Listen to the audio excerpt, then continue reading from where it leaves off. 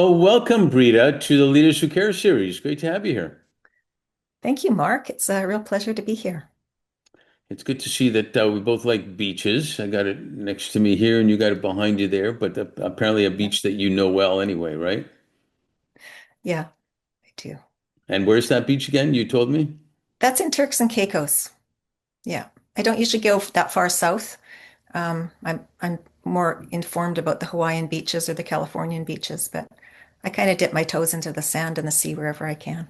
I love that. That shit sounds like a t-shirt. Um, Yeah, we got you got a really interesting topic and background to talk about here. So, as I always say, best place to start would be if you could briefly introduce yourself, but not about what you do, where you're from hmm originally, where you are now, maybe however comfortable you feel talking about your family, maybe even something sure. you've never told anybody and you want to reveal to the world now. That's always interesting. Yeah, I've been at parties where they've asked that, and I think I've disclosed everything. Phew.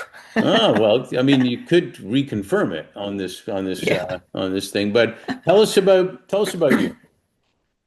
Well, I was a happy little girl. My dad always said that I'd walk along hand in hand with him and saying, I'm so lucky. I'm so lucky.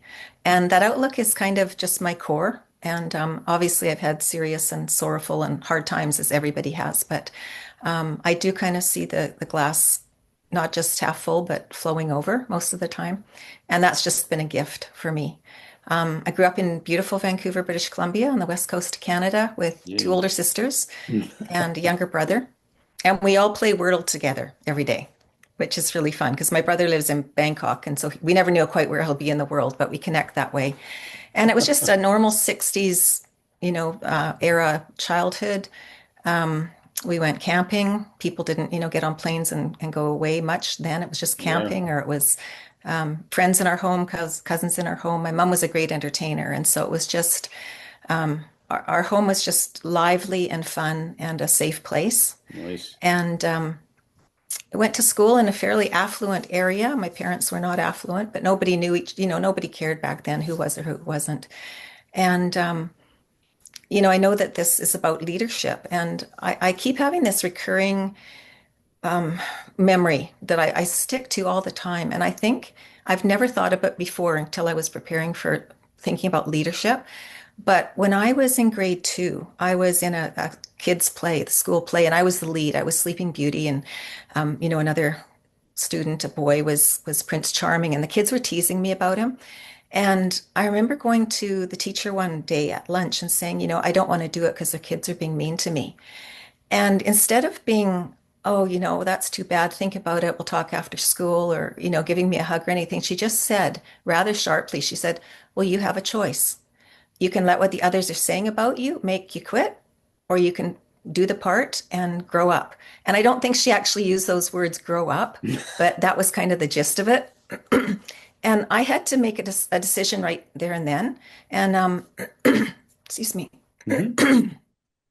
I think that was absolutely pivotal for me. I think my brain keeps going back to that for some reason because I learned to make a choice then and there decisively and quickly and to choose something that I wanted and to not listen to the other people. And so Well, I think that was like a really strong foundation that I grew up with because as I've looked across my life in my own family, in different businesses and groups I've been in and volunteer, I've always been able to make quick decisions and do it kindly, but do it for what I knew was right for me.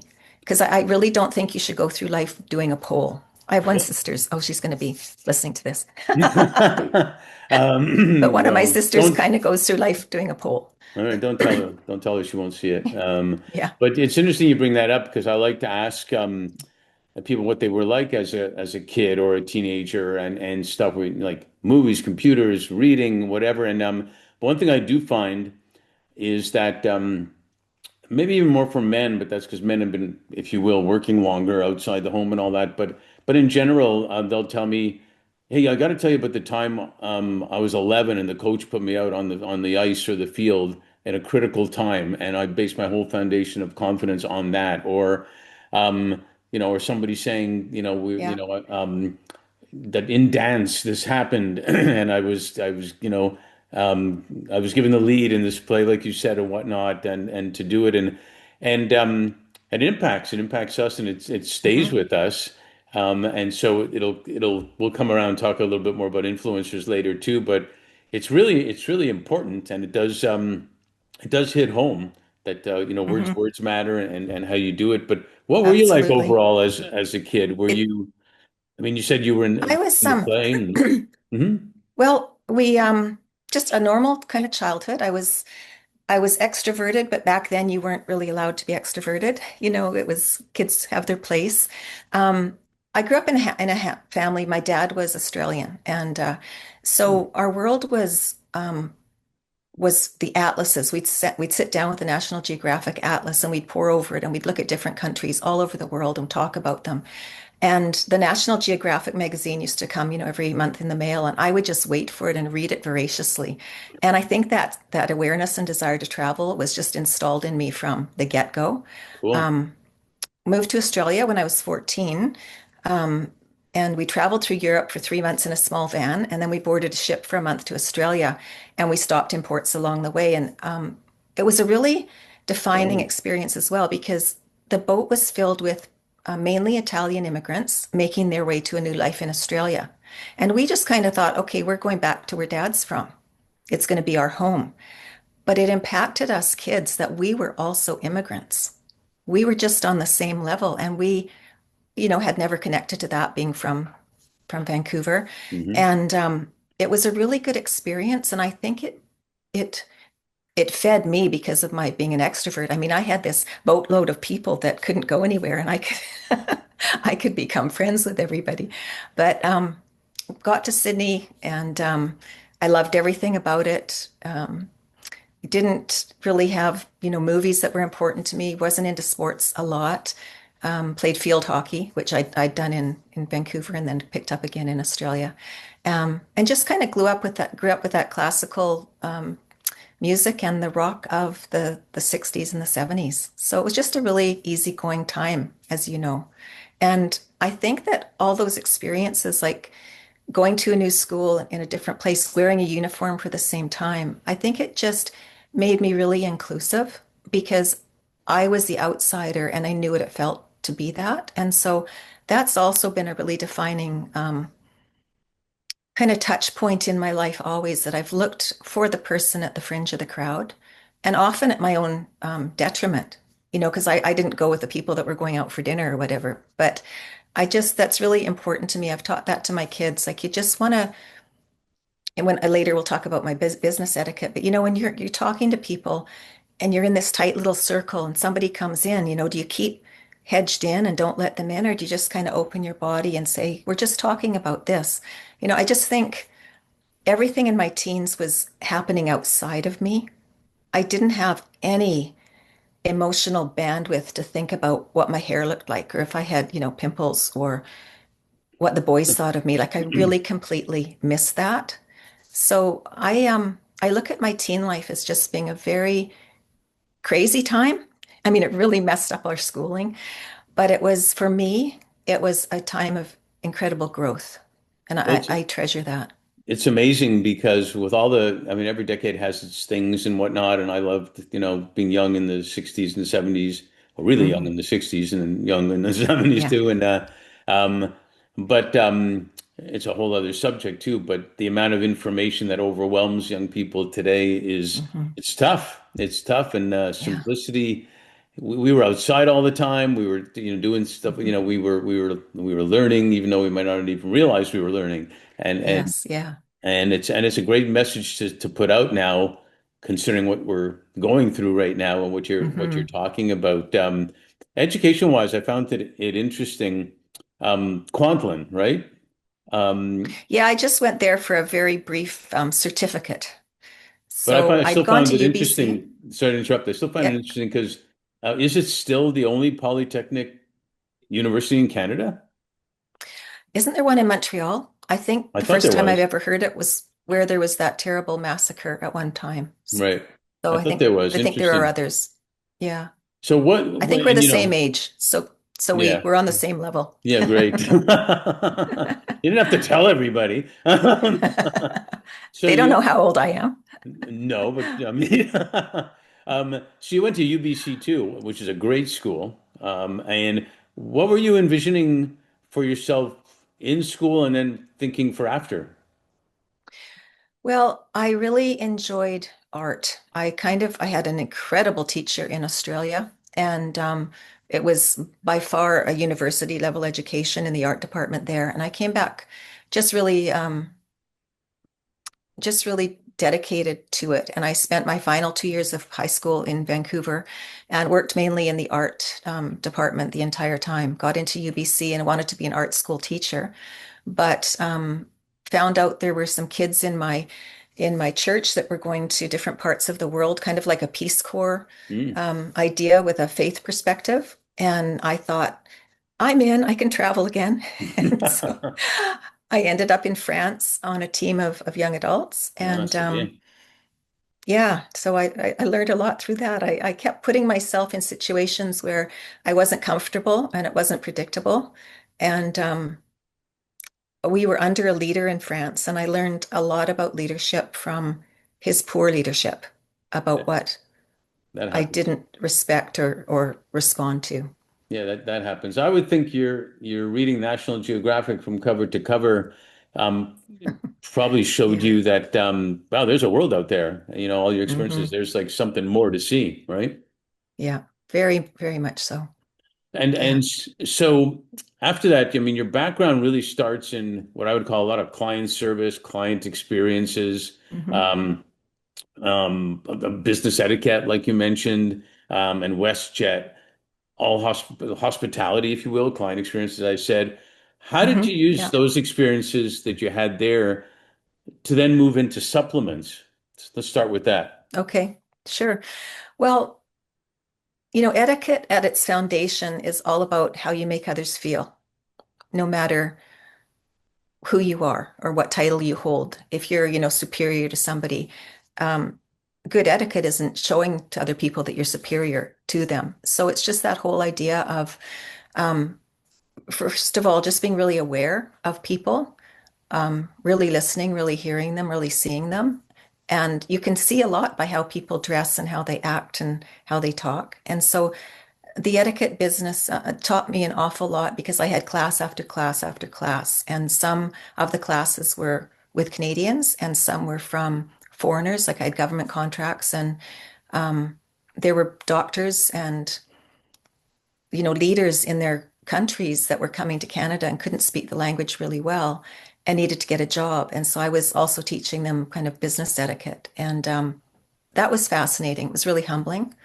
Um, but I had to lead from a position just of calm and of caring, I think. Yeah. And then I got into WestJet.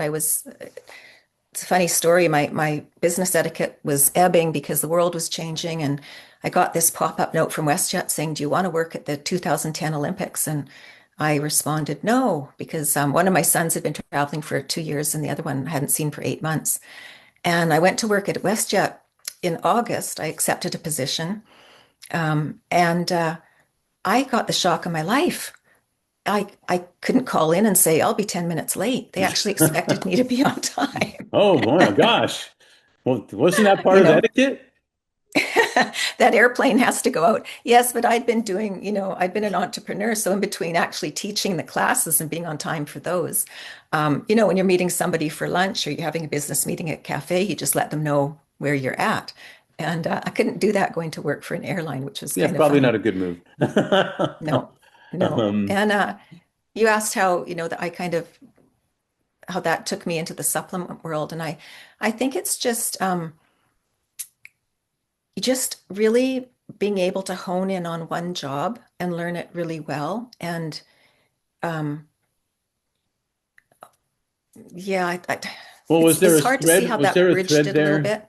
Sorry, was there a thread there basically? Because Um, in supplements, you're talking also supposedly, hopefully, about caring about people and how they feel. yeah. The I found that when I went on an aircraft, I love being the lead position. It's where I'm used the best. Hmm. I'm a good team member. I'm a loyal team member, but I do best when I'm a leader. And I have found that if you go on to a new crew, if you look at them individually and find something about them, their presence, the way they speak to you, what they're wearing, how they look, like if you find something that you can compliment them about and you do in a really authentic way, Sure. it just breaks down barriers. Like it just crumbles them. And that person is your new best friend. And I have had women just literally burst into tears with something I've said to them that to me was not tear worthy. Um, so I think it's just that whole caring that people can be better than who they are, who they think they are. We were at the conference enough, and that's something that I didn't struggle with all my life, but I understand it from all the people that I'm around that have felt that way. And and I think that doing the supplements for women is just it really something just rises in me when women are okay to get to midlife and they're just going to sit in their chair and they're going to start watching TV, or they retire and they have no more plans and they just kind of let life ebb away. And I because I'm such a go-getter and I just want to, take life by the shirt lapels and shake it. I just don't want other women to do that without making a choice. And I think a lot of times women think that their choices are gone. Yeah, no. And especially when your kids get out of the house and you know what it's like. Oh yeah, I mean, because that's sometimes the whole purpose that you have there, and so it's hard Hmm. at that point. You talk. My favorite quote is from Maya Angelou, who I'm sure you know that quote. I think about. She says, "Most people forget what you've said; they'll forget what you've done, but they'll always remember how you made them feel." And Yes, it yes. applies to business, sports, families, everything. Hmm. Exactly what you're saying. The best executives I've talked to do research on employees and whatnot, so they can say, "Hey, Bisbis, thanks for the great 7 years. You're coming up on 7 years. Thanks for the great work you've done," Hmm. type of deal. It really Hmm. does make a difference. Let me move now to your journey towards what I really love is StrongHer. What a great name, StrongHer, namely stronger. Thank you. Share the vision, the purpose, the mission. Share about it all. What is it about? What are you doing? Okay, well, my vision is to redefine midlife as a time of vitality, strength, and opportunity by inspiring women to embrace their strongest, most confident selves. And I was 39 when I went into menopause, just bang, no warning, and went to my doctor, was put on HRT for a year, and then a year later it was taken away because the Women's Health Initiative did these studies and they thought it showed that it caused breast cancer, which it did not. And that has taken that took me into a place where I was told, you're too old. There's nothing we can do for you. You're just going to have to live with what you have. And of course, I went into osteopenia. I was trying for 20 years to keep out of osteoporosis.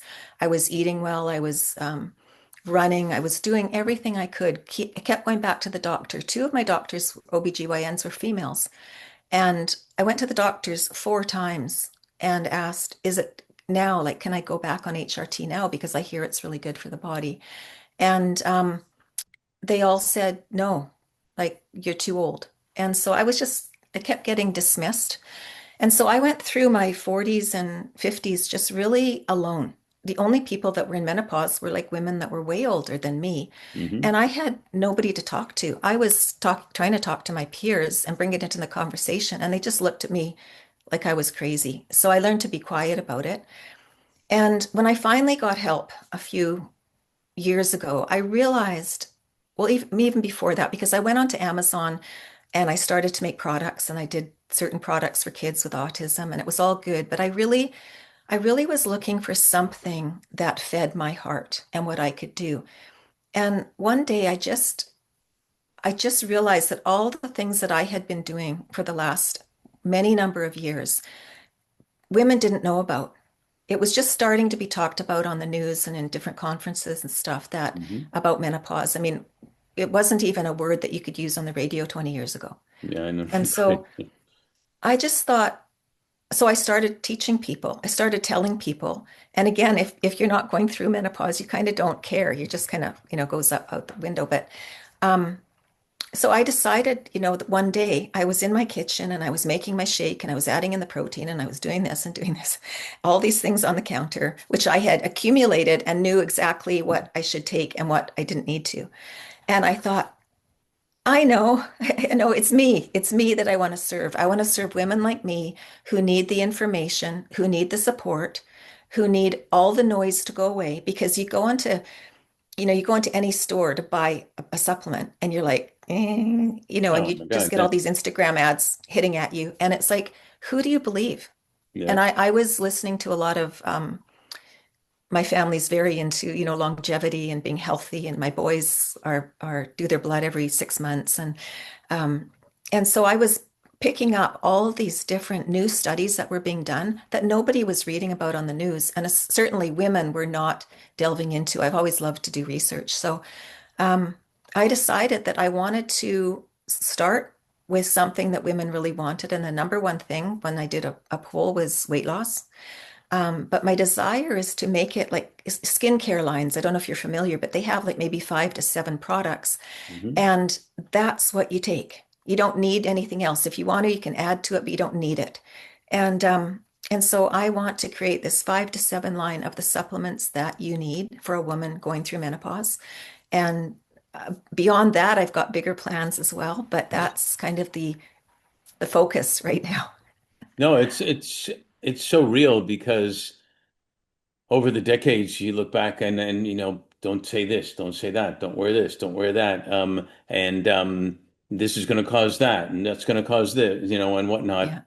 rather than and people having opinions of these people are like this and these people are like that and these people are like Hmm. that, and there's so much of that rather than open transparency to research and Hmm. people listening to other people, women be able to listen and talk to other people, men too, and on Yeah. whatever the subjects may be. We don't listen enough in general, and even now we certainly aren't listening to each other out there Yeah. right now. So I think it's spectacular because there's always people that are just like you or just like me or just like has a similar thing that's bothering them that are looking for people to talk to.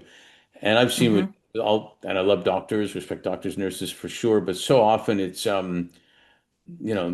just take an aspirin and everything will be all right in the morning. I mean, that's an exaggeration, but I mean, just Hmm. and not helping, not really helping, and you Yeah. get scared when you have stuff happening to you and you need somebody Hmm. to talk to. So, what type Hmm. of impact are you making with stronger? And I keep wanting to saying strong her, but That's but okay too. and and you don't have to tell me, or if you want, what else you're going to get into. But is it helping you um, look to other things you can get into? Yes, it is. I have a really big vision, and I'm kind of a global thinker. And Welcome to the club. right from the get, beg your pardon? Welcome to the club. Yeah. So right from the get-go, I realized that it was a supplement, but it was just one of the ecosystem that women needed. And so I have a private Facebook group for women, and I was on the web, and there's a lot of groups, but there's a lot of groups where people just get on there and they complain to each other, or they buoy each other up in their non-action. And I just want to I can't convince anybody to take anything or to be a certain way. So I really want to work with those women who are wanting to live a really vibrant, happy, healthy life for a long, long time. Women that still want to, go out the door with their backpack on, like I do. And Love it. so I've started I'm starting a podcast of my own. It's probably going to launch in about a month. I I'm taking a speaker camp next week, and I used to speak. At times I was head of one of the women's business groups in Vancouver for a while, and I like speaking. It scares me when you go up on stage, but I like it, and so I just want to kind of rev up that career and to impact way more women through speaking. hoping to touch many more than I could by just selling a supplement. But the weight loss is just part of it because that is the number one thing that happens when you go into menopause. Your body starts to broaden and you get thicker and you're horrified, and it's not anything that you're doing. And women really, really need to hear that. It's not because they're not eating well and they're not exercising enough. It's hormones, and that uh, needs to be looked at. They need good medical help, and then they need help with supplements.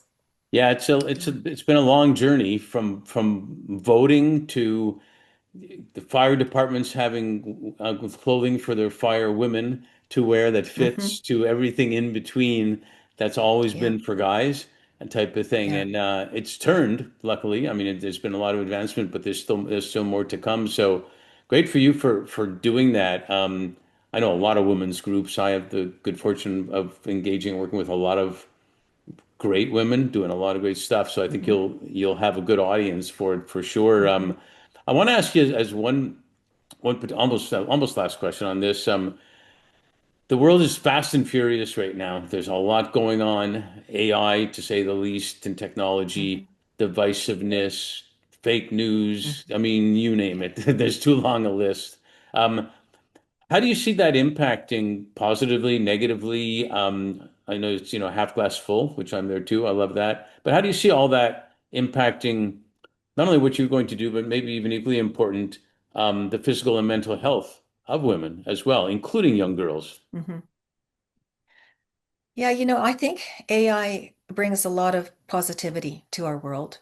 I mean, what it can do already that I'm using it for is mind-blowing. Hmm. Um, I think humanity will always be there if we allow it to be. We still have a choice at every stage how far we go into things. And so I think people need to be taught how to make choices and how to keep choosing because sometimes you make a decision and you just think that's the answer, but a week away you need to go, oh, now was that the best thing or is there another opportunity, whatever it is. So to me it's just using your brain and your choices, and I think it's going to have a pretty negative impact on our world as people just get into making funny pictures, and it's just like people take pictures of selfies and stuff now. They don't go out into the wild and just look at the wild animals anymore. So Hmm. I think it's going to dumb down the people that are letting themselves be dumbed down already. Um, and I think it's going to make those that are go-getters probably excel. I think it'll Yeah, the divide one for thing sure. good, I actually agree with some of that, most of it, but I also think the opportunity of AI could potentially be the finally the technology that does allow us to be happier. Mm, However, certain things, like you say, and certain decisions have to be had, if you will, hmm. and because it's fun. It's funny, there's a saying in sports, let's get back to the basics to get back on track of and playing the Yeah. game. Um, in a way, AI is going to eliminate a lot of entry-level jobs, manual jobs, to that, but it's not going to eliminate welders and plumbers and Hmm. hairstylists and people doing, let's say, the trades, for lack of a better description. Hmm. And it's going to create a need for leadership, starting already, who maybe did take sociology and philosophy in school, maybe did take classics in school, that really know people and really know how to Hmm. engage with people, which is kind of Hmm. amazing because maybe we can have people being happier by learning some of the stuff you're teaching them, by empowering them to maybe do something they really would love to do, and potentially supported by business leaders who want to support people in the community. Maybe it's building gardens in every single school around the country. Hmm. Maybe it's, women's health taught to young girls in school. Yes. There's so Yes. many Yeah. things that I think people would love to do that could be the Hmm. opportunity. And I love the way you started this whole thing about you loved something that you were doing about how you make people feel. And Mm. I think that's going to play a big part there too. So congrats on that. I think you're going to see a lot of people on this love what you do and Yeah. stuff. So I have one more Thanks. question in this part. Um, In 2021, a client of mine said about the year 2020, the pandemic year, that it was the year that flew by slowly. And I thought it was like a brilliant statement in a way. And these days, you find people that you still feel like COVID was yesterday and years ago at the same time. Hmm. Yeah. And now we're already in 2026, amazingly, also. Um, Hmm. Everything passing by fast. What are you most grateful for, and what are you most hopeful for? I On February 1st, 2019, I had a very serious car accident that I didn't think I would live through. So I did. I was severely hurt and my brain was very compromised. So it took me 2.5 years to get back to flying, fighting it every single day.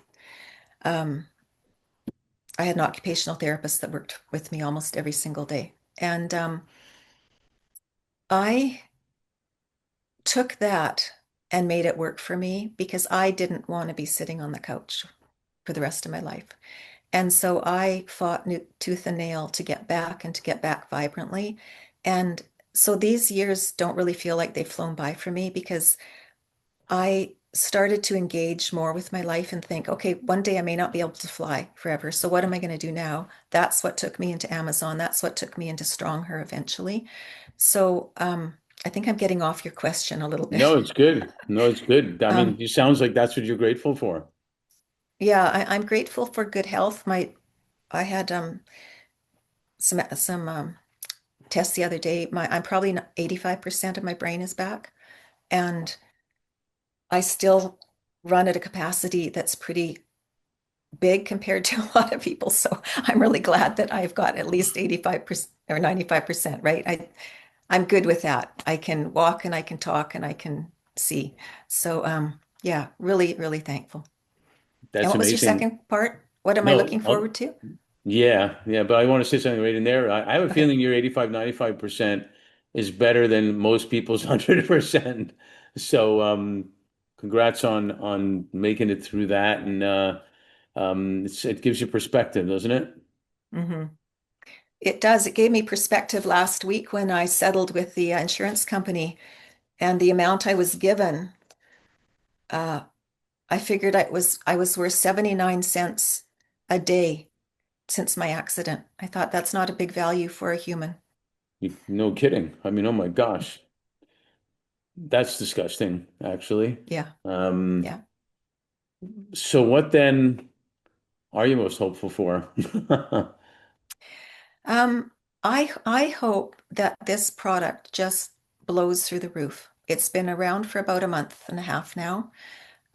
Because I've been so busy doing all the different other things, I've kind of just let it slide and make its way up to where it's going to be visible more on Amazon. And as I said, I'm doing the speaking camp. I'm doing an interview on NBC TV next week. That will be broadcast. I'm trying to put all my ducks in a row so that I get incredible visibility because the more women I can help, the more it will just be broadcast around. And there's nobody else on Amazon that's making a specifically designed supplement for women for weight loss. So it took me 2 years to make it. I worked with labs, I worked with manufacturers, I worked with naturopaths. Um, it's a really good, decent product, and I just can't wait till it gets out there. Well, we'll start talking to women. You let us know when it's out, and we'll start talking to women and let them know. Thanks for being a leader who Thanks. cares. I'm grateful to have a new friend.